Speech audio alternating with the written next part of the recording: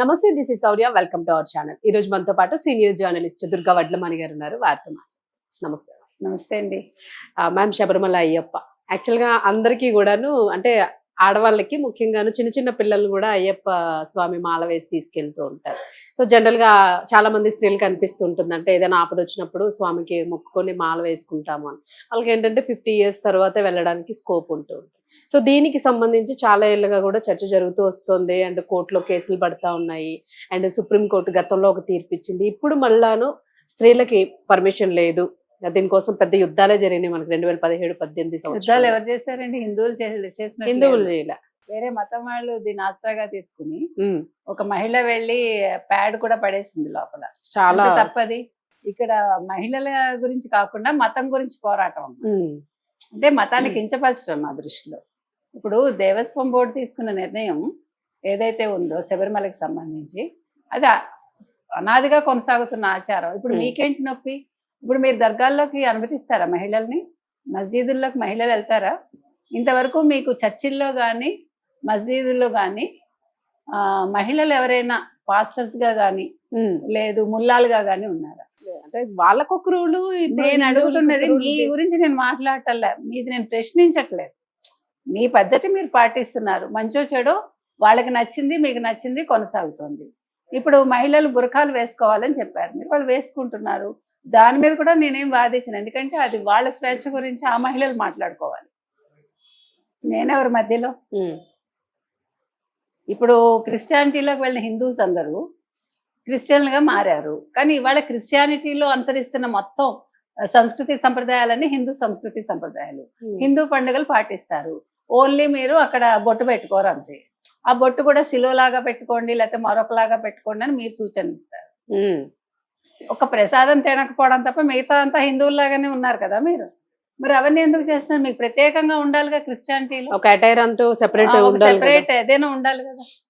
అందుకని ఇవాళ ఇప్పుడు దేవస్వం బోర్డు తీసుకున్న నిర్ణయం ఏంటంటే, ఏదైతే సుప్రీంకోర్టు చెప్పిందో దాన్ని వాళ్ళు ఒప్పుకోవట్లా. ఎందుకంటే వాళ్ళు పాతాచారాలే కొనసాగించాలని ఇప్పుడు రివ్యూ పిటిషన్ వేస్తారు. ఎప్పుడు March 12. నిన్న బోర్డు మీట్ అయింది. బోర్డు అందరూ కూడా ఏకాభిప్రాయంలోనే ఉన్నారు. నేను అనేది ఏంటంటే, ఇప్పుడు మసీదులకి, ఇప్పుడు ముస్లిమ్స్కి అందరికి కూడా ఒక ముస్లిం పర్సనల్ లా బోర్డు ఉందిగా, వాళ్ళు చెప్పిందే వినాలిగా. మరి ఇప్పుడు శబరిమల ఆలయానికి వాళ్ళ ట్రస్ట్ వాళ్ళకు ఉంటుంది, వాళ్ళ బోర్డు వాళ్ళకు ఉంది, వాళ్ళ నిర్ణయాలు వాళ్ళు తీసుకుంటారు. మీరెవరు మాట్లాడాలి?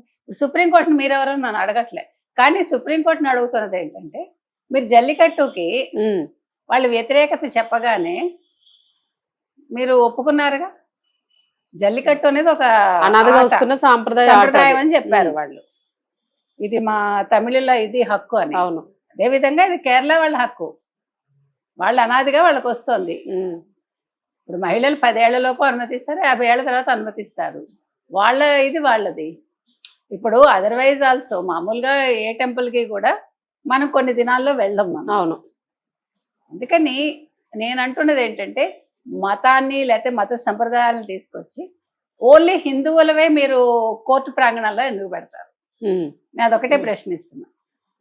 అందుకని దీని మీద ఇప్పుడు దేవాలయాలకు సంబంధించి మనం మొన్న కూడా మాట్లాడుకున్నాం, ఎవరి పెత్తనం ఉండకూడదు.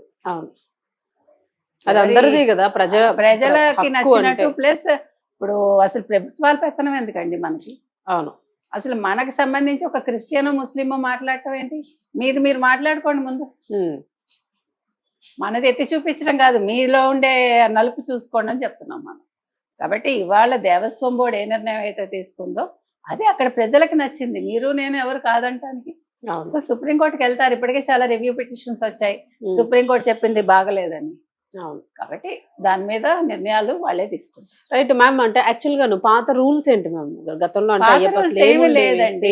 10 ఏళ్ల లోపు పిల్లలు రావచ్చు, 50 ఏళ్ళు పైబడిన మహిళలు రావచ్చు అంతే. అదే దాన్ని ఇప్పుడు మళ్ళీ ఇంప్లిమెంట్ చేస్తామని చెప్తున్నారు. సో అంటే మనకు ఉంది కదా 10 ఏళ్ల లోపు అని, అంటే ఇప్పుడు ఆ మెచ్యూరిటీ ఏజ్ అనేది ఉండదు కాబట్టి ఆడపిల్లలకి ఆ ఏజ్ పెట్టారు. అంటే జనరల్ గా మనం సైంటిఫిక్ గా మాట్లాడుకుంటే ఇప్పుడు డేస్ మారిపోయినాయి.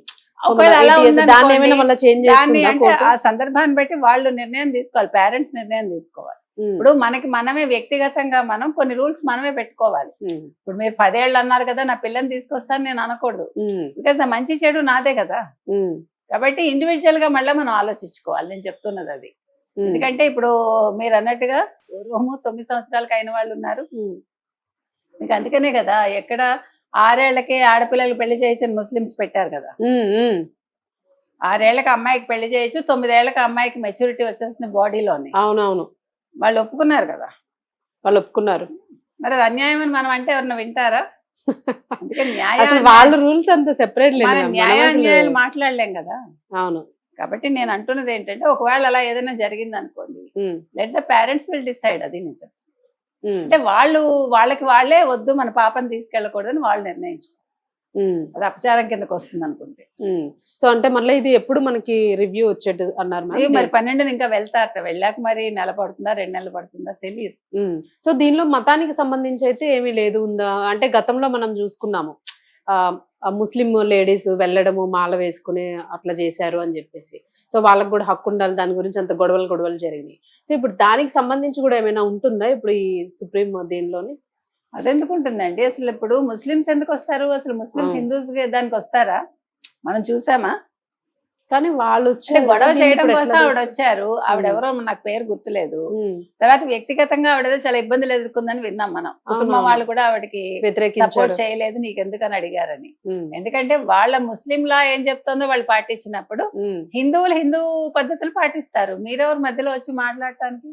అవును, మీరంత సంఘ సంస్కర్తలు అయితే ముందు మీ దాంట్లో చూసుకోండి. మీరు మీ దాంట్లో స్వేచ్ఛ గురించి మహిళలకి పోరాడండి అని చెప్తున్నాం. Thank you.